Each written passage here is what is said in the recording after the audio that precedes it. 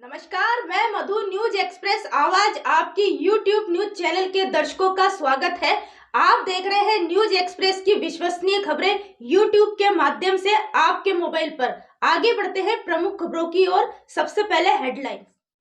अजमेर नगर निगम की साधारण सभा को लेकर कांग्रेस पार्षदों ने जिला कलेक्टर और नगर निगम के आयुक्त को ज्ञापन दिया। अजमेर नगर निगम कांग्रेस पार्षदों ने साधारण सभा को 21 अप्रैल को हुई साधारण सभा को लेकर जिला कलेक्टर को ज्ञापन दिया और नगर निगम कमिश्नर को ज्ञापन देने के लिए निगम पहुंचे, लेकिन कमिश्नर वहां मौजूद नहीं मिले। पार्षदों ने चैम्बरों के बाहर ही धरना चालू कर दिया और रामधुनी चालू कर दी। निगम पार्षदों की नाराजगी जताई और समय पर अधिकारियों के नहीं आने पर। सर इसको चार करना पड़ेगा। आगे आ जाओ, पीछे आ जाओ, आराम से नीचे और कौन रह गया नीचे? कांग्रेस बीजेपी का एजेंट बनकर काम मत करो, मत करो। हमारा हक मांगते नहीं, किसी से भीख मांगते। कल की जीसी अन्याय है, अन्याय है, अन्याय है। कल की जीसी अन्याय है, अन्याय है, अन्याय है। साधारण सभा निरस्त करो, निरस्त करो, निरस्त करो। साधारण सभा निरस्त करो, निरस्त करो, निरस्त करो। जो हिटलर की चाल चलेगा वो कुत्ते की मौत मरेगा। आवाज दो, आवाज दो। कांग्रेस पार्टी जिंदाबाद, राहुल गांधी जिंदाबाद, अशोक गहलोत जिंदाबाद। कल जो जीसी हुई नगर निगम की, करीब 1.5 साल बाद में इन्होंने जीसी का आयोजन किया। उसमें भी जो मुद्दे रखे थे वो जनता से जुड़े हुए कोई मुद्दे नहीं थे। जो इन लोगों को जहाँ पर कोई मलाई मिल रही थी या इनकी जेब गर्म हो रही थी, वो मुद्दे केवल रखे थे। आखिर क्या मंशा रही कि जो जनता के चुने हुए जनप्रतिनिधियों के मुद्दे इन्होंने जीसी में नहीं रखे और हमारी आवाज़ भी नहीं सुनी गई। हम कांग्रेस पार्टी के तमाम पार्षद, हमारे मनोनीत, निर्दलीय और यहाँ तक कि बीजेपी के पार्षद भी कल कलेक्टर साहब तक गए हैं कि जो 100 करोड़ कमिश्नर सर को वो देने आए हैं ज्ञापन। आप ये देखिए विडम्बना, 10:30 हो चुके, कमिश्नर सर अभी तक नहीं आए, जबकि 9:30 बजे का टाइम है और कमिश्नर सर का 9:30 बजे आना चाहिए। क्या पता अब उनको ये लग रहा हो या आगे से मैसेज ये हुआ कि आपको आना ही नहीं है, लेकिन फिर भी अगर आएंगे नहीं तो भी हम तो यहाँ धरना दे के बैठे। आयोजित की गई और उसमें दुर्भाग्यपूर्ण तरीके से जो कल की कार्रवाई उसमें हुई है, उसमें साधारण सभा को कांटेक्ट करने का, आयोजन करने का पूरा दायित्व अधिकारियों को होता है, लेकिन कल कोई भी अधिकारी जीसी को नियम से कराने के लिए वहाँ किसी भी तरीके की प्रक्रिया नहीं कर रहा था। सब शांत होकर मूर्दर्शक बैठे हुए थे, जिसका फायदा जो सत्तारूढ़ पार्षद है उन्होंने उठाया और पास करके जीसी को एक तरीके से संवैधानिक रूप से उसको पास कर दी गई।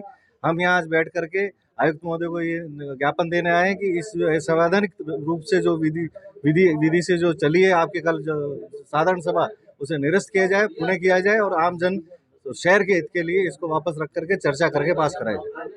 आपको कल जो होने वाली एक दुखद घटना के बारे में जानकारी देना चाहूँगा।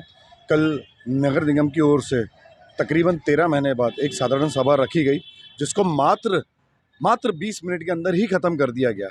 एक हिटलर शाही के तौर पे हमारी महापौर महोदय ने, हमारे बीजेपी के बोर्ड ने हम सब कांग्रेसी पार्षदों को दरकिनार करके 20 मिनट के अंदर ही साधारण सभा में जितने भी प्रस्ताव थे 1, 2, 3, 4 ऐसे नंबर बोल करके और पास कर दिया, जो कि असंवैधानिक है।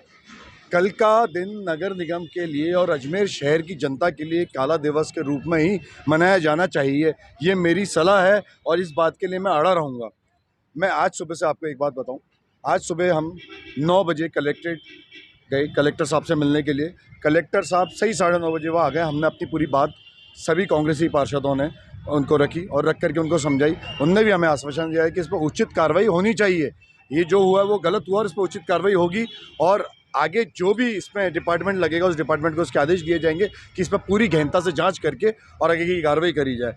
उसके बाद हम सीधे 10 बजे सही निगम आ गए। निगम आने के बाद हमें पता लगा देवेंद्र कुमार जी, हमारे कमिश्नर साहब, निगम के मुखिया होने के बाद दूसरे सरकारी मुखिया, जो अभी तक 11:05 आपके चैनल के माध्यम से 11:05 हो चुके हैं, लेकिन अभी तक निगम में नहीं आए हैं। हम सभी के सभी 33 पार्षद उनके कक्ष के बाहर धरना देकर के बैठे हुए हैं।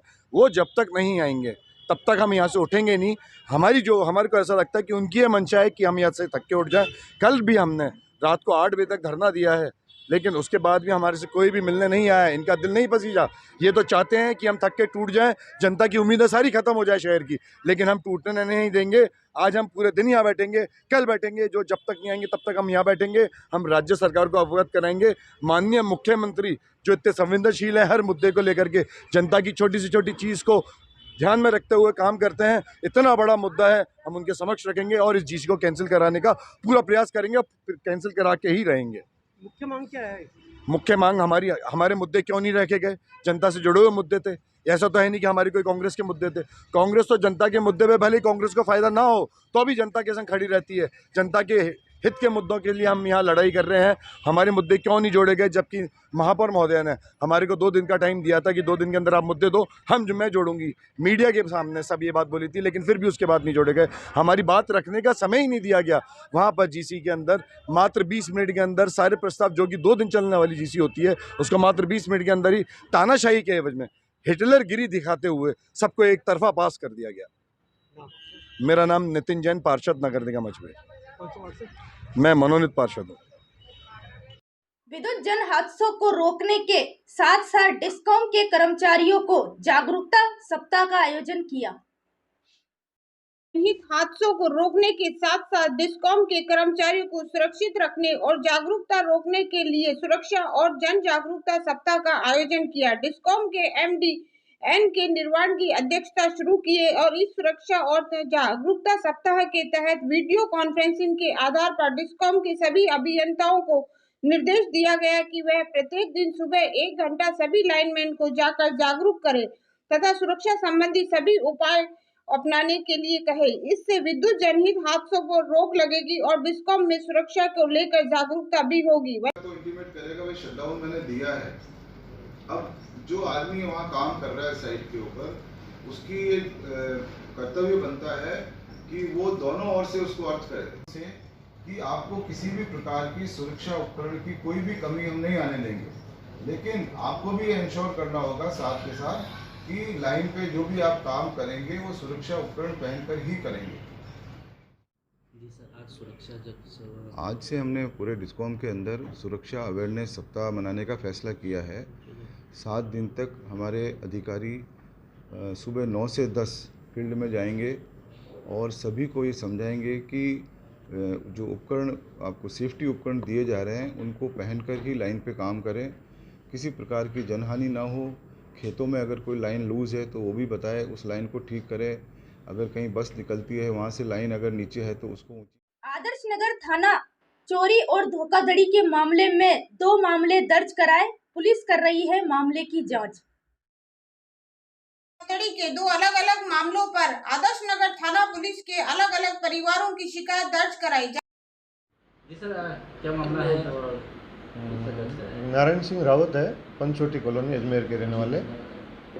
जी, उन्होंने कल थाने में उपस्थित होकर एक रिपोर्ट दर्ज करवाई कि मेरे ट्रक चलता है जो पुणे गया हुआ था, पुणे से वापस राजस्थान भरवाने के लिए एक व्यक्ति ने मेरे ड्राइवर को कहा कि 16,000 रुपये लूँगा और आपकी ट्रक राजस्थान के लिए भरवा दूँगा। जिस पर मेरे ड्राइवर बाबू सिंह ने मुझे एक मोबाइल नंबर दिए, उस पर बात हुई। एक व्हाट्सअप फ़ोनपे नंबर दिए, उस पर मैंने 16,000 रुपये डलवा दिए, लेकिन ने तो 16,000 रुपये लौटा, इन्हें मेरी ट्रक राजस्थान के लिए उस ट्रांसपोर्टर ने भरवाई और आज तक न तो पैसे दे रहा है और इस प्रकार उसने राजस्थान के लिए ट्रक भरवाने के नाम पे 16,000 रुपये की धोखाधड़ी की। नाम है जिस पे नहीं, व्हाट्सअप नंबर ही है अभी और फ़ोन पे है, जिस पे मुकदमा नंबर 185 धारा 406 420 में दर्ज होकर अनुसंधान किया जा रहा है। अनुसंधान में जो भी आगे आएगा। मामला क्या होता है सर? मामला ये नारायण सिंह तो पंचवटी कॉलोनी के रहने वाला है और ट्रक पुणे गया था, पुणे से राजस्थान वापस भरवाना। मंगाराम एएसआई थाना आदर्श नगर। कल दिनांक 21/4/2022 को श्री नितिन जैन पुत्र श्री धर्मचंद जैन ने उपस्थित थाना होकर के एक रिपोर्ट दी कि मेरी फैक्ट्री पाला चौराहे फौजी होटल के सामने स्थित है, उसमें मैं स्क्रैप का काम करता हूँ, जिसमें से करीबन 350-500 किलो केजी के स्क्रैप चोरी को अज्ञात चोर चुरा कर ले गए, इस पर प्रकरण दर्ज किया जाएगा और अनुसंधान किया जा रहा है। माल मुलजिमान की तलाश की जा रही है। सर कहाँ है इसकी फैक्ट्री? ये पार्ला चौराहे पे फौजी ढाबा के सामने। सर पहले भी कुछ चोरी की वारदात हुई थी? पहले भी 3-4 साल पहले हुई थी। ठीक। प्रकरण दर्ज आपका कन्हैयालाल सब इंस्पेक्टर पुलिस थाना आदेश। आदर्श नगर थाना पुलिस को मुखबिर की सूचना पर अवैध शराब के पौवे लेकर घूम रहे एक व्यक्ति को किया गिरफ्तार। पुलिस कर रही है पूछताछ।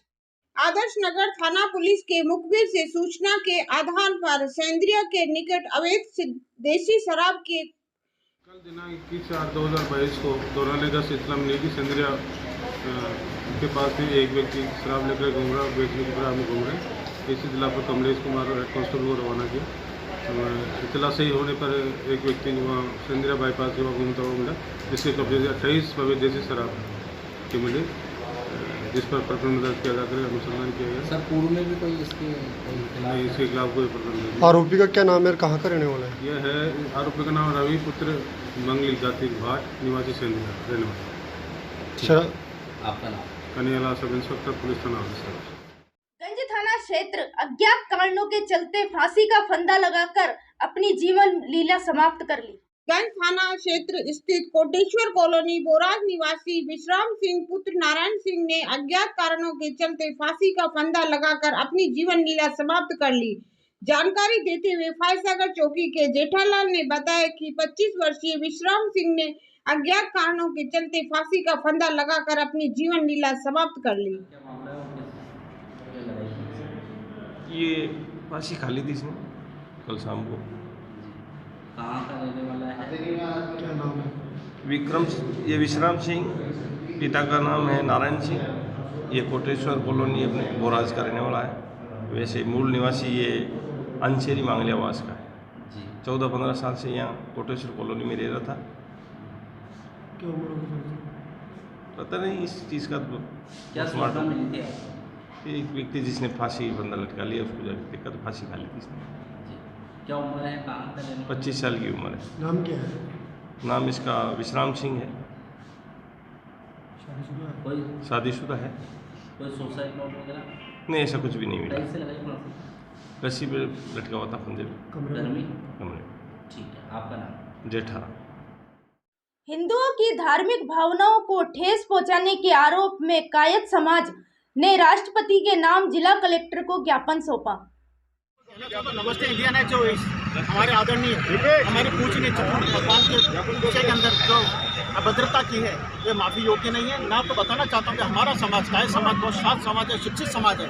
इसी समाज ने इस देश को सर्वपल्ली राजेंद्र प्रसाद, लाल बहादुर शास्त्री, अमिताभ बच्चन, महादेवी वर्मा, जगदीश चंद्र बोस और ऐसे अनेक वैज्ञानिक, शिक्षाविद और अनेक राजनेता, मनोज सिन्हा, शत्रुघ्न सिन्हा और इस तरह के अनेक हमारे साहित्यकार, कलाकार हमारे इस देश को दिए हैं, इस वर्ल्ड को दिए हैं। मैं आपको बताना चाहता हूँ इस मीडिया के माध्यम से, हमारा कायद समाज कश्मीर से कन्याकुमारी तक, राजस्थान से बंगाल तक एक है। और इस देश के अंदर सबसे सर्वाधिक जो बहुमत है, हमारा वोटों का बहुमत, वो कायद समाज का है। चाहे तो आप इसे गूगल पे चेक कर सकते हैं। इसलिए ये शांत वोट बैंक है। इस शांत वोट बैंक को, स्थिर झील को कंकर मारकर उद्वेलित और इसको शांत करने का प्रयास न करें। सिटी के मिनी सचिवालय में यूथ फाउंडेशन द्वारा देशराज सिंह को हियर योर सेल्फ पुस्तक भेंट की। के मिनी सचिवालय में यूथ पीस फाउंडेशन द्वारा अतिरिक्त जिला कलेक्टर ने नवरत्न कोहली राज्य स्तर पर आयोग के उपायुक्त देशराज सिंह। नियमित खबरों से बने रहने के लिए देखते रहिए आपके मोबाइल पर न्यूज एक्सप्रेस आवाज। आपकी यूट्यूब न्यूज चैनल को सब्सक्राइब व शेयर करें।